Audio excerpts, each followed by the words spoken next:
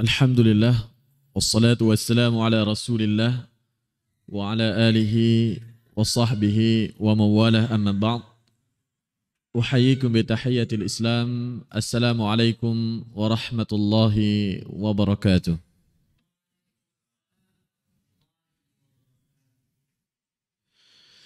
Bidayatan nuqaddim jazil syukri ila fadilatil ustad Andi hafizahullah ta'ala kemudir Ma'had Al-Yusra Al-Mubarak, wa kadzalika la yafutuni an uqaddim asy-syukr al-jazil ila al-asatidzah wal ustadzat al-hadirin wal hadirat fi hadha barnamaj atau fi hadhihi ad-daurah al-mubarakah insyaallah ta'ala. Yasurruna fi hadha al-liqa' بأننا نستطيع أن نزور هذا المعهد المشهور والمبارك إن شاء الله تعالى، وكذلك إن شاء الله في هذه الفرصة نود أن نفيدكم ونستفيد أيضا من خلال تجربتكم أنتم في تعليم اللغة العربية من هذا المعهد. ثم وفي هذه الفرصة أيضا نود أن نسمع منكم الآراء وكذلك المداخلات والاقتراحات حول ما يتعلق في إدارة تعليم اللغة العربية لغير ناطقين بها في المعاهد الإسلامية. Puji syukur kepada Allah Subhanahu wa taala. Pada kesempatan yang berbahagia ini, alhamdulillah Allah izinkan kita dari Darul Lughah Al-Arabiyah untuk bisa bersilaturahim khususnya ke keluarga besar Pondok Pesantren Al-Yusra. Nah, mudah-mudahan silaturahim ini terus terjalin dan ini merupakan langkah awal kita untuk bisa terus meningkatkan kualitas pengajaran bahasa Arab li ghairi natiqina biha untuk peserta didik kita. Kemudian yang kedua, pada kesempatan yang berbahagia ini juga kita akan coba sharing dengan para asatidzah yang Allah muliakan. Tidak hanya saja saya memberikan istifadah, tetapi saya juga ingin mendengarkan dari para asatidzah juga apa saja yang memang sudah dilakukan ataupun pengalaman-pengalaman mengajar bahasa Arab khususnya mendidik anak didik kita di Pondok Pesantren Al-Yusra ini. Sebelum kita masuk kepada inti materi yang akan kita bahas terkait dengan manajemen pengelolaan bahasa Arab di Pondok Pesantren, alangkah baiknya saya memperkenalkan diri terlebih dahulu beserta Lembaga Darul Lughah Al-Arabiyah. Nama saya Muhammad Yasir. Saya alumni Aroya angkatan kedua bersama Ustadz Andi.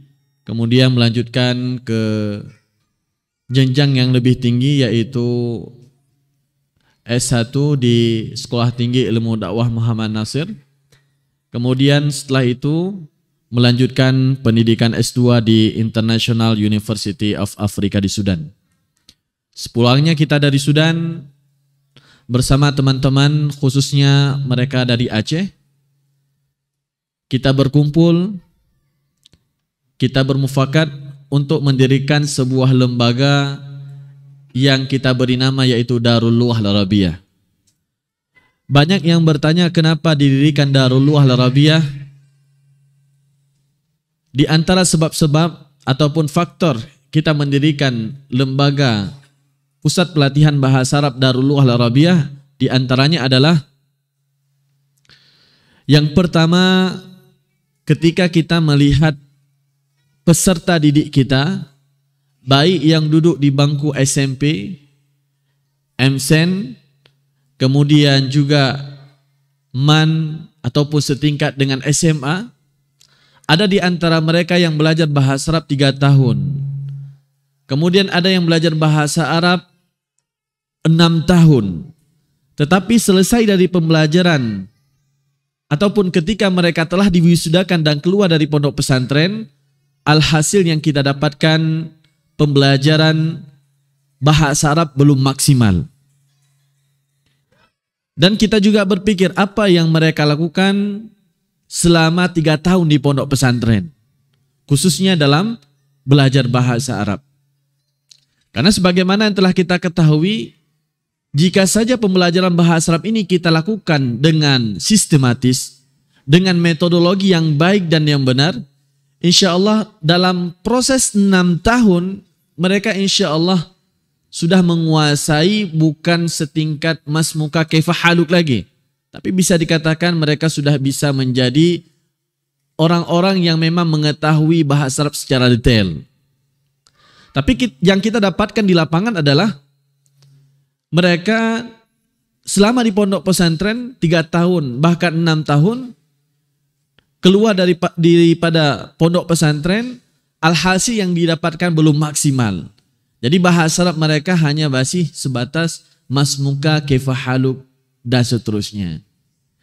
Nah, inilah yang memotivasi kita untuk mendirikan Darul Lughah Al-Arabiyah, menjawab tantangan dan problematika yang ada di pondok pesantren, khususnya yang ada di Indonesia. Kalau kita dulunya belajar bahasa Arab sudah 6 tahun, kemudian di SD 6 tahun, 12 tahun belajar bahasa Arab. Tetapi kita di Darul Lughah Al-Arabiyah berpikir, jangan sampai sejarah itu terulang kembali kepada generasi sekarang ini. Nah, kita sangat mengharapkan generasi sekarang ini jauh-jauh lebih baik daripada kita dulu. Kalau kita dulu belajar bahasa Arab 12 tahun, tapi dari segi kualitas masih dipertanyakan. Nah, ini motivasi awal kenapa kita mendirikan Darul Lughah Al-Arabiyah. Kemudian yang kedua, 6 tahun terakhir, tepatnya 2016 ataupun sudah 7 tahun terakhir kita mendirikan Darul Lughah Al-Arabiyah. Ketika kita mengunjungi pondok-pondok pesantren yang ada di Indonesia, baik pondok pesantren yang berkonsentrasi di tahfizul Quran ataupun di kitab kuning ataupun kitab gundul. Ada juga pondok pesantren yang berkonsentrasi di bidang umum dan berbagai konsentrasi lainnya. Ketika kita masuk dan kita sharing dengan para mudara dan juga para asatidzah di sana, mereka menyebutkan ketika kami menghafal Quran, ya Ustaz, enggak bisa bahasa Arab. Ketika yang kami ajarkan adalah pelajaran-pelajaran umum, mereka enggak bisa bahasa Arab, tetapi mereka bisa bahasa Inggris. Ketika kami mengajarkan kitab kuning, tetapi kami enggak bisa ngomong bahasa Arab, ada sesuatu hal yang hilang dari kami. Padahal dari segi tahfizul Quran mereka sudah pada puncaknya. Yang belajar kitab kuning sudah pada puncaknya. Yang belajar umum sudah pada puncaknya, sudah bisa bahasa Inggris anak-anak di pondok pesantren tersebut. Tetapi setiap pondok pesantren yang kita kunjungi, sepertinya ada yang hilang dari diri mereka. Jati diri pondok pesantren itu ada yang hilang. Yang hilang itu tidak lain dan tidak bukan adalah bahasa Arab. Lebih tepatnya lagi adalah tidak ada suasana ataupun lingkungan berbahasa Arab di pondok pesantren tersebut. Para asatidzah yang Allah muliakan, ketika kita masuk dari satu pondok pesantren ke pondok pesantren yang lain, baru menyadari sekarang yang dicari oleh pondok-pondok pesantren adalah lingkungan berbahasa Arab. Lingkungan berbahasa Arab. Kita sudah masuk dari pondok pesantren yang levelnya paling rendah sampai yang internasional. Tetapi yang uniknya di sini curhatan mereka masih sebatas bagaimana cara menghidupkan lingkungan berbahasa Arab di pondok pesantren saya, Ustaz. Berarti ada yang hilang. Nah, oleh karena itu kita menyimpulkan, bagaimana bisa mengembalikan nilai-nilai itu kepada pondok pesantren, dan kembali lagi kenapa pondok pesantren itu didirikan. Nah, mudah-mudahan ini menjadi motivasi bagi kita. Nah, karena alhamdulillah di pondok pesantren kita juga masih sangat baru dan masih sangat berpeluang untuk penguatan di bidang pembelajaran bahasa Arab. Jangan sampai suatu saat kita mengatakan anak-anak sudah pintar bahasa Inggris, anak-anak sudah pintar pelajaran umum, anak-anak kita 30 juz, anak-anak kita bisa membaca kitab pun, tapi kok ada yang hilang. Nah, mudah-mudahan yang hilang ini segera kita ketahui dan segera kita perbaiki dan kemudian bisa kita implementasikan dalam lingkungan pondok pesantren kita. Kemudian yang ketiga adalah kenapa didirikannya Darul Lughah Al-Arabiyah. Kita juga mendengar curhatan para asatidzah yang Allah muliakan. Banyak yang curhat kepada kita, Ustadz, saya alumni S1, S2, bahkan sudah S3. Saya mengajar bahasa Arab dengan metodologi yang sama persis seperti yang saya dapatkan dulunya di kampus. Tetapi kenapa dalam pengajaran bahasa Arab saya belum bisa memberikan yang terbaik untuk anak didik saya? Nah, ketika saya mengajarkan, anak-anak tidak paham. Bahkan saya sudah mengikuti daurah-daurah. Nah, beberapa kali saya ikut daurah, tetapi dalam segi pengajaran memberikan manfaat kepada anak didik saya, sepertinya mereka belum paham gitu. Apa masalahnya? Nah, itu. Bahkan ada yang kuliah jurusan Ta'lim Al-Arabiyah li ghairi natiqina biha, memang spesialis itu. Tapi ketika pulang ke Indonesia, kemudian mengajarkan bahasa Arab untuk anak-anak kita di Indonesia, alhasil metodologi ataupun pengajarannya belum maksimal. Nah, termasuk pertanyaan ini paling banyak ditanyakan, apa penyebabnya? Nah, mudah-mudahan dalam waktu yang singkat ini nantinya bisa kita bahas juga terkait apa yang menjadi problematika kita sekarang ini dengan kemampuan kita yang sangat luar biasa. Bahkan kita pernah mengunjungi pondok pesantren yang Masya Allah, para masyayikh di situ. Para masyayikh di situ. Alhasil apa? Syekhnya bisa bahasa Indonesia, anak-anaknya belum bisa bahasa Arab. Nah, kemudian yang disalahkan syekhnya. Padahal sudah kita hadirkan native speakernya ke pondok pesantren kita. Nah, ini menunjukkan bahwasanya ada sesuatu yang perlu kita evaluasi. Nah, sehingga proses pembelajaran bahasa Arab bisa berjalan dengan maksimal. Baik, para asatidzah dan ustadzah yang Allah muliakan, itu sekilas tentang kenapa didirikannya Darul Lughah Al-Arabiyah. Dan alhamdulillah sudah 6 tahun 7 terakhir ini kita sudah bergerak untuk pengajaran bahasa Arab li ghairi natiqina biha dengan berbagai program. Salah satunya adalah kita berkonsentrasi di program 60 hari lancar berbahasa Arab. 60 hari lancar berbahasa Arab, dan program ini alhamdulillah sudah diikuti puluhan lembaga terkemuka di Indonesia, dan alhamdulillah sudah melahirkan kurang lebih ribuan alumni dari program 60 hari lancar berbahasa Arab. Memang unik, 60 hari Ustaz. Saya dulu belajar bahasa Arab 6 tahun, 10 tahun belajar bahasa Arab. Ini kok bisa 60 hari kita bisa berbahasa Arab. Kemudian di masa pandemi COVID-19 ini kita sudah meluncurkan program terbaru namanya Al-Arabiyah an Bu'din ataupun Al-Arabiyah Online, yang dimana diikuti oleh orang-orang kita yang ada di Inggris, kemudian di Kuwait, kemudian di Qatar, dan juga yang ada di Perancis, alhamdulillah. Nah, dari sini menunjukkan bahwasanya antusias masyarakat umum itu untuk belajar bahasa Arab itu tinggi. Tetapi karena metodologi yang kita berikan tidak baik, metodologi yang kita berikan tidak benar, akhirnya mereka merasa jengkel, akhirnya mereka merasa risih, akhirnya mereka mengatakan susah ya belajar bahasa Arab ini. Dan membuat mereka trauma untuk belajar bahasa Arab. Dan di tahun ini alhamdulillah kita sudah meluncurkan program terbaru, dan tahun ini akan kita wisudakan untuk angkatan yang pertama, itu program 1 tahun i'dad muallimin. Yaitu 1 tahun mereka di karantina dengan sistem pembelajaran 6 jam per hari, bahkan 6 jam sampai 10 jam per harinya.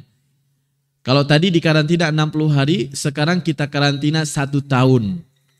Nah, untuk angkatan yang pertama itu ada sekitar 24 mahasiswa-mahasiswi dari berbagai daerah di Indonesia. Nah, untuk tahun ini alhamdulillah lebih banyak lagi yang daftar dan salah satunya dari Singapura alhamdulillah yang akan ikut ke program I'dad Muallimin 1 tahun. Nah, berbagai program ini saya ingin berbagi dengan para asatidah yang Allah muliakan, yang mudah-mudahan nantinya kita memiliki banyak program di sini. Saya mendengar dari para asatidah, terkhususnya dari mudir kita punya Rodatul Atfan, kemudian juga punya SMP dan akan ada SMA nantinya dan akan ada perguruan tinggi. Alhamdulillah dengan berbagai program itu insya Allah bisa kita terapkan untuk bahkan untuk anak-anak TK itu sudah layak kita ajarkan bahasa Arab. Ini bagaimana metodologinya? Apalagi untuk SMP dan SMA. Nah, terkhususnya lagi yang akan belajar di Ma'had Ali insya Allah Ustaz. Nah, kalaupun diperuntukkan untuk guru jadi guru di sini insya Allah sudah siap dengan sistem dan kurikulum yang terukur dan sistematis. Baik, para asatidah yang Allah muliakan, menarik untuk kita bahas hari ini yaitu terkait dengan manajemen pengelolaan bahasa Arab di pondok pesantren.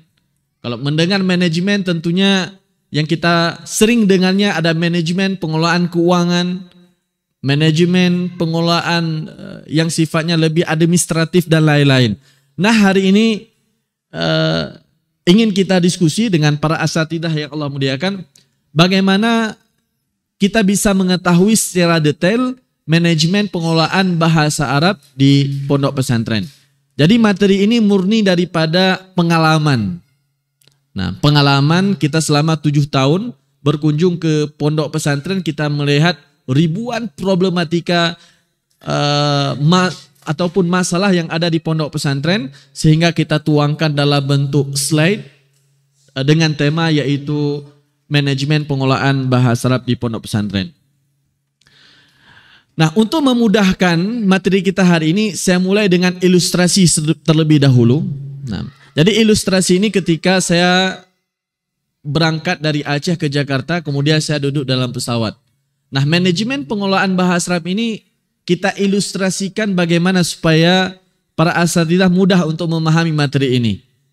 Nah, sehingga saya berpikiran dan waktu itu saya di dalam pesawat terinspirasi untuk kita ambil beberapa pelajaran dan juga manajemen yang diterapkan di perusahaan pesawat terbang. Baik, ada satu pertanyaan. Nah, idza ra'ayna ila hadhihi surah, hadhihi suratu ta'irah. Ma hiya 'alaqah baina hadhihi surah wa lughatil arabiyyah? Jadi kalau para asatidah melihat gambar ini, gambar pesawat terbang, kira-kira apa hubungan antara pesawat terbang dengan bahasa Arab? Nah, tafadhal ya Ustaz Dede. Nanti urutin aja ya langsung. Oke. Kira-kira apa Ustaz?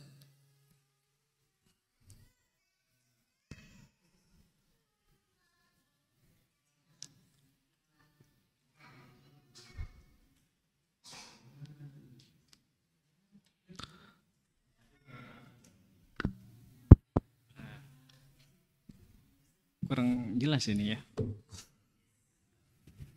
Apa hubungan antara bahasa Arab dengan pesawat? Ya. Dari gambar ini apa ya? Apa hubungannya kira-kira antara pesawat terbang dengan pembelajaran bahasa Arab? Ataupun dengan bahasa Arab itu sendiri? Iya. Mungkin di antara hubungannya banyak sekali kayaknya ini. Oh, Masya Allah. Baik, silahkan. Iya, di antaranya ya, pesawat itu sebelum dia terbang, ya kan, dia persiapan dulu dari mulai sebelum take off-nya ya kan, persiapan dulu, kemudian jalan dulu ya. Kemudian langsung terbang. Nah, ketika di atas dia membutuhkan alat sebagaimana sayap pesawat ada kanan dan kiri. Dia membutuhkan perangkat untuk menopang sampai ya pesawat itu dia stabil ketika di atas. Hubungan yang lain. Baik, tadi baru disebutkan pesawatnya ya. Belum disebutkan hubungannya. Oh. Baik, tadi sudah disebutkan 2 poin. Apa hubungannya dengan bahasa Arab? Tadi disebutkan persiapan. Persiapan. Dengan bahasa Arab apa hubungannya? Oh, bahasa Arab perlu persiapan untuk menopang dia pandai berbahasa Arab itu harus dipersiapkan dengan sebaik-baiknya.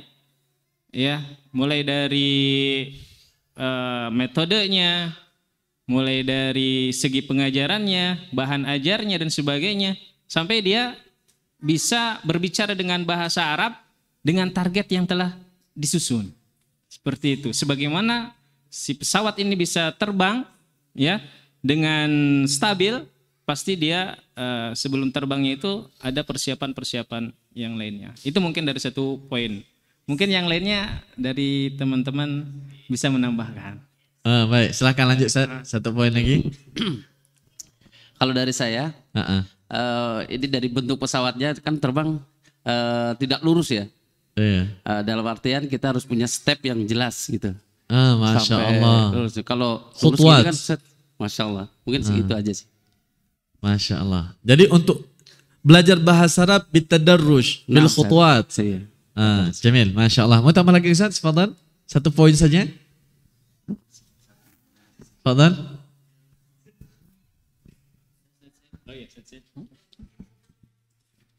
Satu poin saja. Nah, untuk pesawat kan ada dia menuju ke mananya? Iya, menuju ke bandara lainnya. Iya, ke bandara lainnya. Begitu juga bahasa Arab. Dia tujuan untuk pendidikan bahasa Arab di tempat dia, di lembaga dia, ya tujuannya kemana? Ya supaya jelas. Baik, Masya Allah. Nah, syukran ala hadhihi al-ara' wal-iqtirahat. Turidu ya Ustazi? Nah, tafadhal. Zid wahid. Nah, sebagaimana pesawat itu memindahkan kita dari tempat ke suatu tempat gitu kan sebagai alat, maka kita butuh yang disebut dengan bi'ah. Alangkah bagaikan pesawat itu suatu lingkungan memindahkan kita dari tempat ini ke tempat yang lain itu dengan bi'ah itulah. Baik, kalau bahasa Arab? Bahasa Arab itulah yang membutuhkan lingkungan yang supaya bahasa itu kita pakai itu sehari-hari supaya pembiasaan. Nah. Baik, Masya Allah, syukran jazilan. Baik, kita cukupkan ya. Baik, nanti ditambahkan saja di slide-slide yang lain. Jadi berbicara masalah pelajaran apa saja yang bisa kita petik dari pesawat terbang banyak sekali kalau mau kita sebutkan. Nah, sekarang kita akan coba sebutkan satu-satu. Kita akan bagi slide ini menjadi 3. Yang pertama, nuridu an natahaddatsy ma'akum al-asya' tata'allaqu qabla ta'limil lughati arabiyyah. Nah, kita bicara nanti sebelum pra pembelajaran bahasa Arab terlebih dahulu, apa saja yang memang harus kita siapkan. Seperti yang disampaikan oleh Ustaz Didik tadi. Kemudian juga nantinya dalam proses pembelajaran, apa saja hal-hal yang memang harus kita ketahui. Kemudian yang terakhir adalah pra pembelajaran. Nah, apa-apa saja yang memang harus kita ketahui ataupun yang harus kita lakukan setelah pembelajaran itu telah dilaksanakan. Yang pertama adalah pelajaran yang pertama yang bisa kita petik dari pesawat terbang ini adalah ar-ru'yah wal ahdas, yaitu visi dan misi. Kalau kita melihat visi dan misi pesawat terbang itu jelas dan tidak muluk-muluk dia. Visi misi pesawat terbang adalah memindahkan ataupun menerbangkan penumpang dari satu bandara ke bandara yang lain, ataupun mengantarkan penumpang dari satu bandara ke bandara yang lain. Jadi tidak muluk-muluk visi misinya. Nah, kalau kita tarik nantinya ke pondok pesantren, apa yang menjadi visi misi kita di sini? Contohnya ketika kita mendengar Darul Lugha Al Arabiyah, itu langsung yang terbayang apa? Pusat pelatihan bahasa Arab. Lebih detailnya lagi adalah program 60 hari lancar berbahasa Arab. Kemudian lebih detailnya lagi menggunakan Kitab Al Arabiyah Baina Yaday. Itu yang ingin kita munculkan. Nah, kira-kira kalau yang disebutkan adalah pondok pesantren Al-Yusra, apa yang terbayang ataupun terlintas di benak masyarakat kita? Apa kira-kira? Tahfizul Quran. Berarti konsekuensinya ataupun komitmen kita 6 tahun di sini mereka harus hafal Quran 30 juz lancar. Tetapi itu sudah banyak dilakukan oleh pondok-pondok pesantren lainnya. Sehingga kalau ini menjadi kelebihan kita dan di pondok pesantren yang lain bahkan mungkin lebih daripada pondok pesantren kita. Di tahfizul Quran ini sendiri apa yang menjadi kelebihannya? Apa kira-kira? Sanad. Masya Allah. Nah, itu mungkin salah satunya. Ataupun kalau kita berani menyebutkan, kalau anak bapak, anak ibu sekolah di sini, hafal Quran, insya Allah dapat sanad menguasai tafsir Ibnu Katsir. Nah, ini baru mantap nih, ini baru kelebihan yang memang tidak dimiliki oleh pondok pesantren yang lain. Sebagaimana pesawat terbang tadi. Nah, berbagai banyak transportasi yang ada di kita sekarang ini, khusus pesawat terbang yaitu bagaimana mengantarkan penumpang dari satu bandara ke bandara yang lain melalui udara. Itu tidak dimiliki oleh transportasi lainnya. Nah, begitu juga di pondok pesantren kita ini harus memiliki keistimewaan yang tidak dimiliki yang tidak dimiliki oleh pondok pesantren lainnya. Makanya ketika kita menyebutkan apa yang menjadi kelebihannya tahfizul Quran. Sudah banyak pondok pesantren di Indonesia ini yang berkonsentrasi di bidang tahfizul Quran. Nah, kita harus mencari hal-hal yang lebih baru lagi sehingga ini yang menjadi nilai lebih yang tidak dimiliki oleh pondok-pondok pesantren lainnya. Nah, banyaknya pondok pesantren yang ada di Indonesia itu mereka memiliki konsentrasi yang berbeda-beda. Ada yang konsentrasinya di kitab kuning, ada konsentrasinya di bahasa Arab, ada yang konsentrasinya di tahfizul Quran, ada yang konsentrasinya di bidang umum, ada di ulum syar'iyah dan juga di hadis dan berbagai lainnya. Ini sangat penting sekali memunculkan sebuah identitas pondok pesantren kita. Seperti di Darul Lugha Al Arabiyah, walaupun mereka menghafal Quran, walaupun mereka menghafal hadis, tetapi yang terbayang, yang terlintas di benak orang ketika mendengarkan Darul Lugha Al Arabiyah yaitu langsung bahasa Arab. Kalau mau belajar bahasa di Darul Lugha Al Arabiyah. Nah, begitu juga di sini. Kita harus memunculkan sebuah identitas pondok pesantren kita.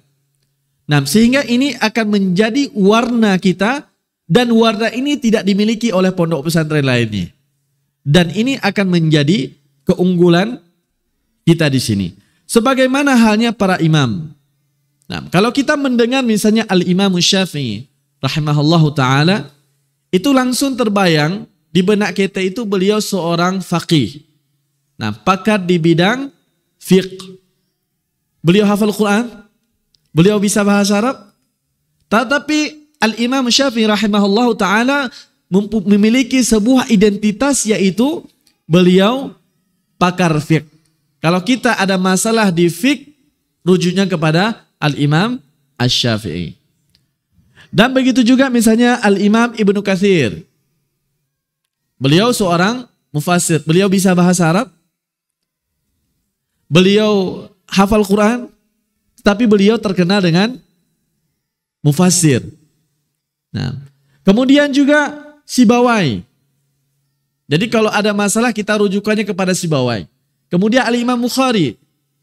Nah, beliau hafal Quran, nah hafal. Bisa bahasa Arab, apalagi bahasa Arab. Tetapi kalau orang ada masalah langsung rujukannya kepada kepada Imam Syafi'i. Kalau ada masalah di hadis, itu rujukannya kepada Al-Imam Bukhari.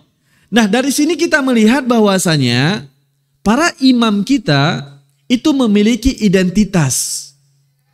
Disitulah menunjukkan profesionalitas mereka, spesialis. Nah, ketika saya menyebutkan misalnya, apa kelebihan Darul Al-Arabiyah, tahfizul Quran, bahasa Arab, ulum syar'iyyah, kemudian bisa karate, bisa ini, bisa itu. Ini sebenarnya pertanyaan besar kalau ada targetnya seperti ini. Ibaratnya seperti hanya kalau kita sakit ke dokter umum. Kita siapa lebih yakin, dokter umum ataupun dokter spesialis? Padahal dokter umum ini tahu semua penyakit.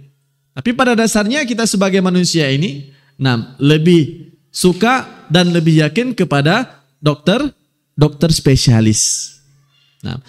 Bukan menjadi sebuah aib ataupun kekurangan bagi kita ketika memang satu kelebihan saja di pondok pesantren kita ini yang tidak dimiliki oleh pondok-pondok pesantren lainnya. Ini poin penting para asatidah yang Allah muliakan, sehingga ini menjadi motivasi bagi kita untuk mencetak kader-kader yang mereka memiliki sebuah identitas yang dimana identitas ini tidak dimiliki oleh tempat-tempat yang lainnya. Kemudian pelajaran yang kedua yang bisa kita petik dari pesawat terbang adalah konsep. Konsep yang jelas. Kalau kita melihat bagaimana perusahaan pesawat terbang mendesain baik secara sistemnya ataupun perancangan pesawat terbangnya, bahkan mengetahui berapa ketinggian dan berapa kecepatannya, Masya Allah, memiliki manajemen dan konsep yang jelas. Kalau kita mau terbang ke daerah, misalnya ke Aceh, dari Jakarta ke Aceh, itu tinggal kita ketik saja aplikasi, kemudian kita beli tiketnya, dan langsung secara otomatis kita sudah masuk dalam list yang akan terbang ke daerah tersebut. Kemudian 2 jam kemudian kalau kita nggak bayar, langsung tercancel secara otomatis. Kemudian pas kita ke bandara, juga seperti itu, kita check in, kemudian juga sudah diatur kursinya. Kalaupun saya mau transit itu sudah tahu. Nanti penerbangan selanjutnya saya akan masuk ke bandara yang lain, pintu keberapa, kemudian kursi untuk pesawat yang lain sudah saya tahu. Ini menunjukkan bahwasanya di pesawat terbang itu memiliki konsep yang sangat jelas, yang sangat matang, terstruktur dengan rapi dan juga sangat sistematis. Sehingga tidak ada yang ketukaran kursi. Oh, ini kursi saya udah booking kemarin. Kok antum duduk kursi? Kan belum ada kejadian seperti itu. Kenapa? Karena di perusahaan pesawat terbang memiliki konsep yang jelas. Nah, berbeda hanya dengan kejadian ataupun apa yang terjadi di pondok-pondok pesantren, itu ketika kita melihat apa yang terjadi di pondok-pondok pesantren adalah yang pertama didirikan ma'hadnya dulu. Didirikannya ma'hadnya dulu, kemudian yang kedua cari muridnya. Kemudian yang ketiga baru cari ustadznya. Kemudian yang keempat ditanya sama ustadz, ustadz mau ngajarin apa di sini? Konsepnya bagaimana, metodologinya bagaimana. Yang sebenarnya bangunan itu sudah didirikan, tapi konsep itu sudah matang. Sehingga semua hal-hal yang berkaitan dengan anak-anak, kemudian hal-hal yang berkaitan dengan guru, hal-hal yang berkaitan dengan kurikulum itu sebenarnya sudah selesai semuanya. Kalau kita melihat bagaimana pesawat terbang ini kan belum ada, kita dengar kira-kira Bapak pilot menerbangkan pesawat bagaimana caranya? Kan nggak ada pertanyaan seperti itu. Bapak harus menerbangkan pesawat ini dengan cara ini, kecepatannya sekian, ketinggian sekian. Jadi mereka yang diatur. Jadi berbicara masalah konsep ini harus jelas sekali. Sehingga tidak membuat kita lelah dan tidak terjadi problematika ataupun masalah-masalah di lapangan. Kalaupun ada terjadi masalah-masalah di lapangan, masalah itu bisa kita minimalisirkan. Nah, oleh karena itu para asatidzah yang Allah muliakan, berbicara masalah konsep ini harus dituangkan secara detail. Termasuk sering saya melihat beberapa rapat misalnya, ataupun pertemuan bainal asatidzah wal mudara, itu rapatnya bahkan tidak ditulis. Sehingga hasil dari rapat itu adalah rapatnya A, pelaksanaannya sudah B. Makanya di Darul Al-Arabiah kita sarankan semua ustadz wajib bawa buku. Nah, kemudian mencatat. Dan juga semua yang diusulkan dicatat. Dan harus ditanyakan apakah al-ara wal mudakhalat, usulan-usulan tadi ini diimplementasi atau hanya sebatas dalam rapat saja. Karena sering sekali adalah kita rapat A, tetapi dalam pelaksanaannya B. Salah satunya apa? Karena memang tidak dicatat gitu. Jadi berbicara masalah program untuk SMP kelas 1, kelas 2, kelas 3, bahkan untuk SMA juga harus terkonsep dengan jelas. Sehingga konsep ini kita ibaratkan seperti rel kereta api. Nah, semua harus berjalan di atas rel ini. Misalnya kita sepakat mengajarkan bahasa Arab pakai bahasa Arab. Berarti konsekuensinya tidak boleh diajarkan dalam bahasa Indonesia. Itu komitmen kita bersama. Kemudian metodologi pengajaran mufradat seperti ini, metodologi pengajaran qawaid dengan cara istintajiyah, al-mu'adalah atau dengan metodologi ini. Nah, kita harus sepakat semuanya, harus satu suara. Untuk kelas 1 kita pakai Al-Arabiyyah baina auladina. Untuk kelas 2 pakai Benedek, kelas 3 pakai Benedek dan seterusnya. Nah, kita harus sepakat semuanya. Nah, kesepakatan itu dituangkan dalam konsep. Nah, sehingga semuanya harus bergerak di atas konsep yang sudah disepakati. Tapi kalau tidak ada konsep, orang akan keluar dari rel. Nah, misalnya harapat, besok sepakat kita mengajarkan pakai kitab Durusil Lughah.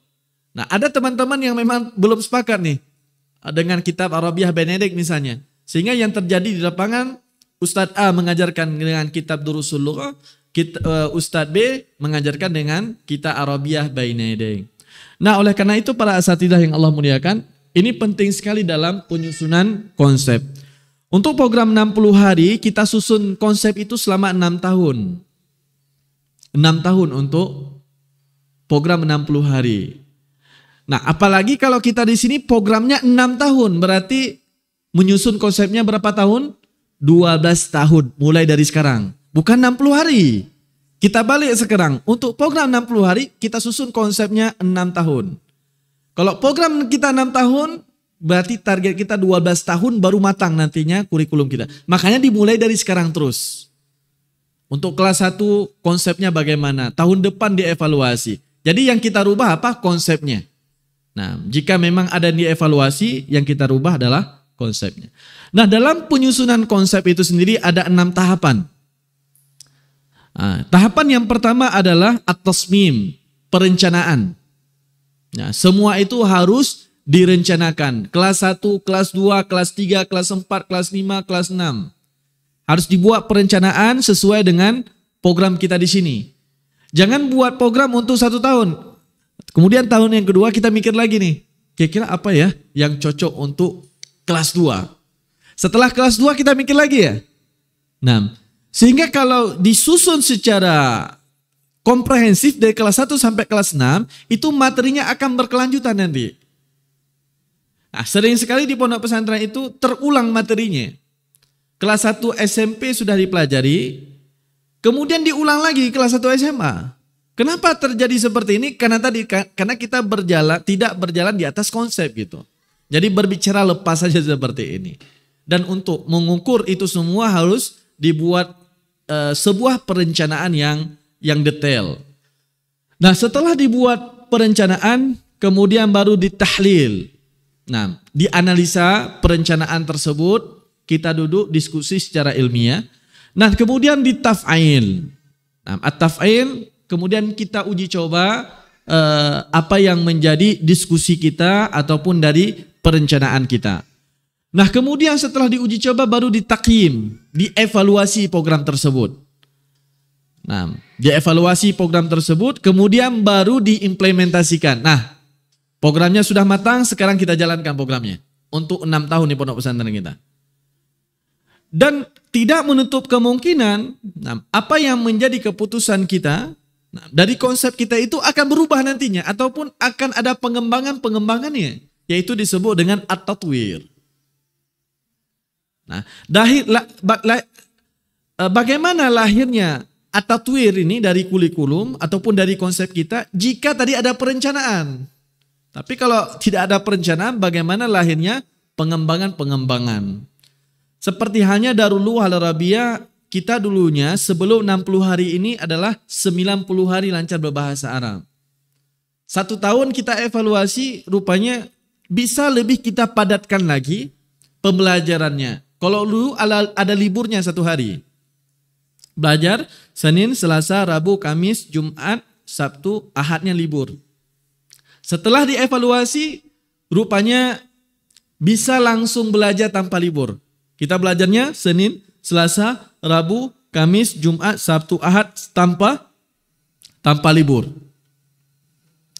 Nah, itu kapan dievaluasi? Setelah 1 tahun kita buat perencanaan. Nah, begitu juga dengan program I'dad Mu'allimin sekarang. Nah, program I'dad Mu'allimin itu kita desain programnya selama 3 tahun. Selama 3 tahun kita desain programnya dan alhamdulillah sudah kita jalankan. Dan tahun ini kita evaluasi secara besar-besaran. Apa yang menjadi kekurangan-kekurangan sebelumnya, itu kita akan evaluasi. Nah, evaluasinya bagaimana? Melihat bagaimana konsep sebelumnya. Itu sudah kita buatkan konsep, ada sekitar 50 halaman lebih kita buat konsepnya. Dan dari konsep itu akan kita rubah nantinya dan akan kita tuangkan untuk tahun yang kedua. Nah, untuk tahun yang ketiga begitu juga. Kita akan evaluasi lagi sejauh mana efektivitas kurikulum ataupun konsep yang kita buat di tahun yang kedua. Dan begitu seterusnya. Sampai kita temukan konsep yang matang untuk sebuah program. Nah, oleh karena itu para asatidzah Allah muliakan, yang ingin saya sampaikan hari ini adalah setiap pembicaraan kita, setiap konsep kita, setiap program kita itu harus memiliki konsep yang jelas dan matang. Kemudian pelajaran yang ketiga yang bisa kita ambil dari pesawat terbang adalah al-idarah, manajemen. Baik, ketika kita membandingkan manajemen pesawat terbang dengan manajemen pondok pesantren, kira-kira siapa yang lebih bagus? Apakah pesawat terbang ataupun pondok pesantren? Siapa yang lebih bagus? Pesawat terbang. Kalau seandainya manajemennya yang kita bawa, manajemen pesawat terbang kita bawa ke pondok pesantren, kira-kira apa yang terjadi? Kualitasnya akan bagus? Kualitasnya akan bagus. Dan seandainya manajemen pondok pesantren dibawa ke pesawat terbang, gimana kira-kira ceritanya? Pesawat ambur-adur, kemudian pilot enggak jelas, penumpangnya datang sesuka hati dan seterusnya. Nah, ini menunjukkan bahwasannya adalah manajemen perusahaan pesawat terbang itu serius. Kenapa mereka serius? Karena nyawa orang taruhannya. Nyawa orang taruhannya. Bayangkan ketika perusahaan pesawat terbang memilih pilot seadanya. Ketika saya sebagai direktur perusahaan pesawat terbang bertanya kepada pilot, Bapak bisa menerbangkan pesawat? Bisa, sedikit-sedikit gitu. Bisa sedikit-sedikit. Tentunya pesawat itu akan jatuh. Nah, begitu juga saya bertanya kepada Ustadz, bisa ngajarin bahasa Arab? Ustadz, bisa sedikit-sedikit. Nah, kenapa kita berani dalam pengajaran bahasa Arab kita berikan kepada Ustadz yang bisa sedikit-sedikit? Karena resikonya mereka nggak bisa bahasa Arab.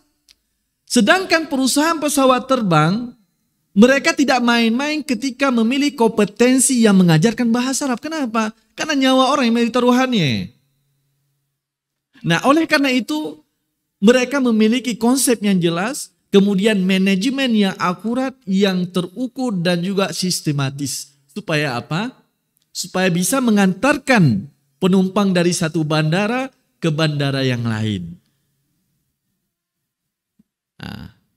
Nah, mudah-mudahan ya walaupun tidak 100% misalnya dari 60-70% manajemen yang ada di pesawat terbang bisa kita terapkan di sini.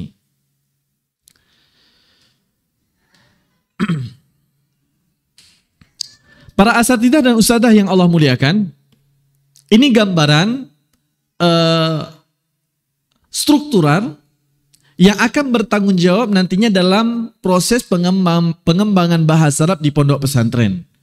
Kalau di pondok pesantren itu yang pertama ada yayasannya, kemudian ada mudir ma'hadnya, kemudian setelah mudir ma'had itu harus ada ketua bidang bahasa. Nah, ingin saya sampaikan di sini adalah kita butuh penanggung jawab khusus di bidang bahasa, butuh orang-orang khusus yang berkonsentrasi menangani di bidang bahasa. Jadi nggak bisa kita katakan siapa penanggung jawab bahasa ya saya Ustaz. Tugas antum apa? Kurikulum, guru, santri, kegiatan kebahasaan dan lain-lain. Gak bisa seperti itu. Nah, harus dibagi-bagi tugasnya. Karena sesungguhnya bahasa ini, Masya Allah ya. Kalau dikatakan susah, tidak terlalu susah. Kalau dikatakan mudah, tidak terlalu mudah itu. Harus dikerjakan secara profesional. Seperti yang saya katakan tadi, ada pondok pesantren yang para masyayikh di situ. Alumni bahasa Arab di situ. Tapi dalam prakteknya kenapa tidak hidup bahasa Arab dari lingkungannya? Jawabannya tidak lain dan bukan adalah karena belum dikelola secara profesional. Ustadz, tolong antum kelola bahasa Arab. Udah. Saya buat kurikulum, saya yang cari guru, saya mengevaluasi anak-anak dan lain-lain. Maka sesungguhnya kalau kita bisa mengelola bahasa Arab secara profesional ataupun dikelola oleh orang-orang profesional itu jauh lebih baik. Nah, jauh lebih baik. Kalau kita melihat di sini yang pertama adalah ada ketua bidang bahasanya. Nanti diterjemahkan saja kemudian diterapkan dengan struktural kita di sini. Di bawah ketua bidang bahasa ada qismul manahij at-ta'limiyah, ada bidang kurikulum. Ada bidang kurikulum.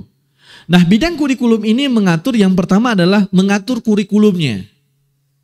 Mengatur kurikulumnya. Kitab apa yang cocok yang pertama dulu?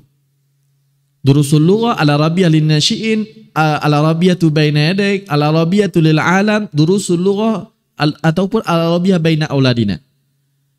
Nah, jadi tugas yang pertama bidang kurikulum adalah menentukan kitab tersebut. Nah, tentunya dalam menentukan siapa orang yang berwenang, siapa orang yang bertanggung jawab harus kita lihat dari segi kompetensinya, nggak boleh sembarangan juga. Karena ini nantinya akan terus berkelanjutan. Jadi kalau salah pilih buku dari awal tentunya akan salah terus nantinya. Nah, kemudian tugas yang kedua adalah buat soal. Nah, mungkin ini yang bisa ditirukan juga di pondok pesantren kita. Yang buat soal di Darul Lughah Al-Arabiyyah bukan ustadz, tetapi bidang kurikulum yang buat soalnya. Ini mungkin sesuatu hal yang baru di Darul Lughah Al-Arabiyyah. Yang buat soal itu adalah ustadznya. Yang buat soal adalah bidang kurikulumnya, bukan ustadz. Kenapa? Anda tahu jawabannya? Kita nggak kasih ustadz buat soal. Kenapa? Nah, sahih. Baik. Big mikrofon Syekhana. Nah.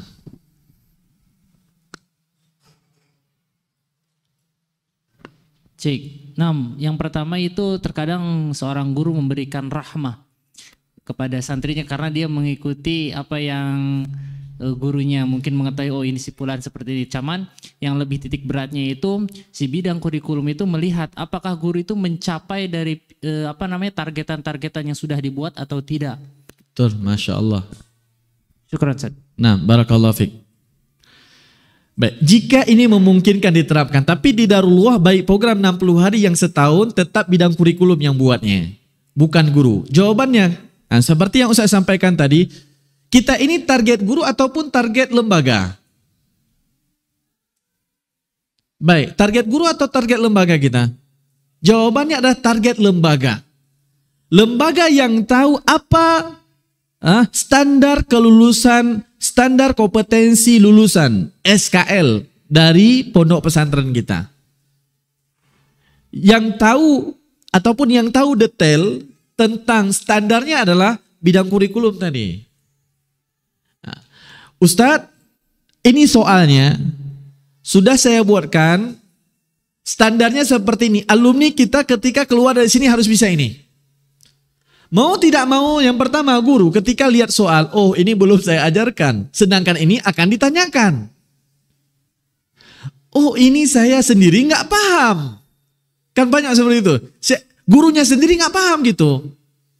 Sehingga si guru ini akan belajar nantinya. Oh materi ini saya harus belajar gitu. Sehingga termotivasi. Alhasil ketika kita lakukan seperti ini antara kelas A, B, C, D lulusan kita sama Ustaz.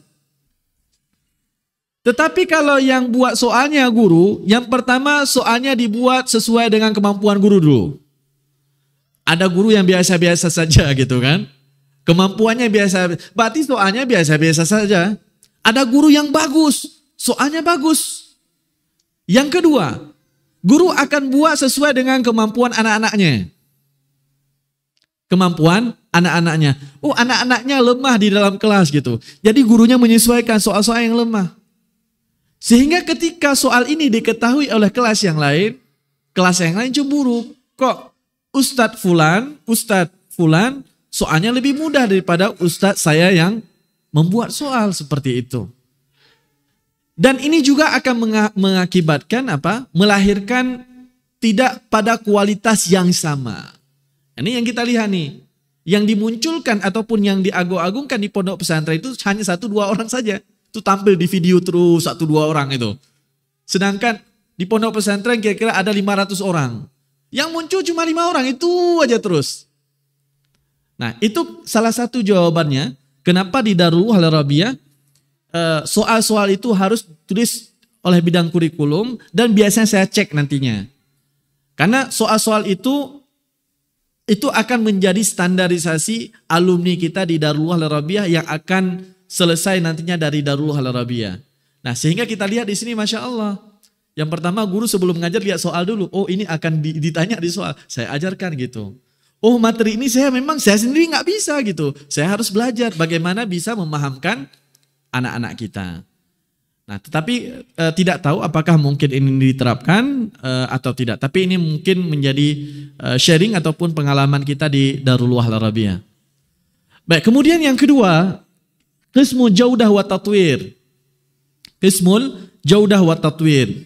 Mungkin lebih tepatnya bidang SDM. Nah, ataupun bidang penjaminan mutu. Tugasnya hanya melihat guru dan anak-anak. 2 tugasnya. Melihat guru.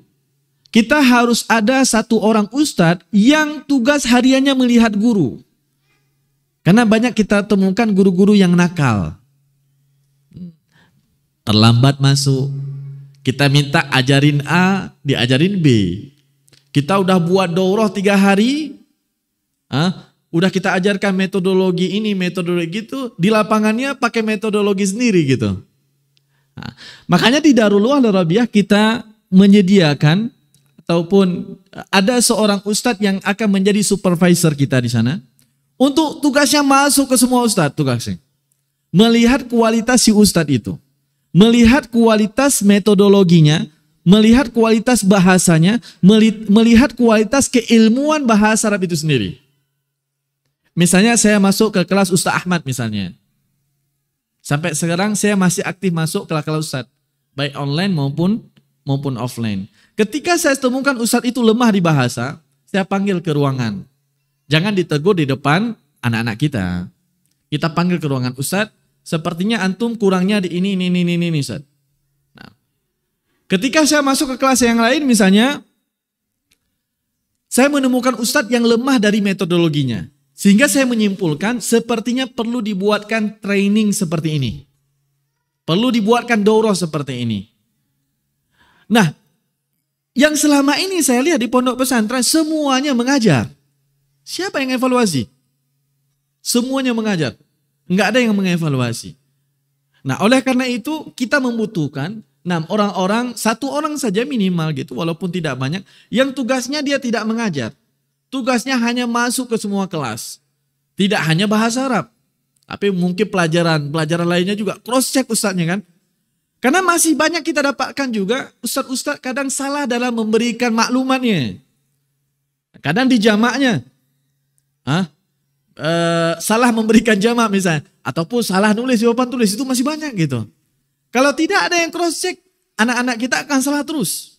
Tapi kalau ada yang cross check, akan ada yang mengingatkan ustadz. Sepertinya yang ustadz tulis tadi itu salah gitu. Nah, sehingga kita bisa mempetakan ustadz-ustadz mana saja yang memang perlu kita perbaiki dari kompetensi bahasanya, dari kompetensi ilmu bahasanya, kemudian dari segi kompetensi metodologi pengajaran bahasa itu sendiri. Kemudian yang ketiga adalah qismul ansyitah lughawiyah. Ini kegiatan hal-hal yang berkaitan kegiatan kebahasaan khususnya di luar kelas. Nah, ini perlu bidang khusus yang memang akan menangani nantinya kegiatan-kegiatan kebahasaan di luar kelas. Kemudian baru di situ masuk kawasan guru. Nah, di sini kawasan guru hanya mengajar saja dan sifatnya hanya bisa mengusulkan. Nah, bisa mengusulkan nantinya ke bidang kurikulum, bidang SDM, penjaminan mutu, dan bidang kegiatan kebahasaan yang ada di Sakan ataupun di luar kelas.